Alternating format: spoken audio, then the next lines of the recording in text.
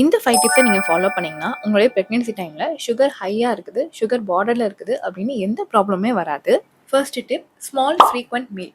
அதாவது ஒரு நாளைக்கு 3 வேளை நீங்கள் நிறையா சாப்பாடு சாப்பிட்றீங்க அப்படின்னா அதை கொஞ்சம் கொஞ்சமாக பிரித்து 5 வேளையாக நீங்கள் எடுத்துக்கலாம். செகண்ட் டிப், உங்கள் பிளேட்டில் high protein high fibre meal with more vegetables இருக்கிற மாதிரி பார்த்துக்கோங்க.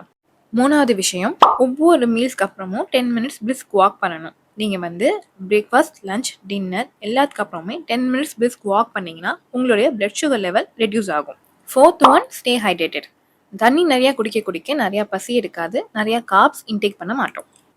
Last but not the least, உங்களுடைய ப்ரெக்னன்சியில் 8 ஹவர்ஸ் ஆஃப் ப்ராப்பர் ஸ்லீப் இருக்கும். நீங்கள் எந்த அளவுக்கு டிஸ்டர்பன்ஸே இல்லாமல் டீப் ஸ்லீப் போகிறீங்களோ உங்களுடைய பிளட் சுகர் லெவல் கண்ட்ரோலாக. ஸோ நீங்கள் ப்ரெக்னெண்ட்டாக இருந்தீங்கன்னா இந்த 5 டிப்ஸை சேவ் பண்ணி வச்சுக்கிட்டு உங்களுக்கு தெரிஞ்ச ப்ரெக்னென்ட் உமனுக்கு ஷேர் பண்ணிக்கோங்க. அண்ட் நேச்சுரலாக பிளட் சுகரை கண்ட்ரோல் பண்ணுற மாதிரி 7 day pregnancy meal plan chart ready பண்ணியிருக்கேன். ஸ்க்ரீன்ஷாட் எடுத்துக்கோங்க. சப்போஸ் இதில் எடுக்க முடியலன்னா ஜஸ்ட் பிளான்னு எனக்கு கமெண்ட் பண்ணுங்கள், நான் உங்கள் டிஎம்க்கு சென்ட் பண்ணிடுறேன். பை.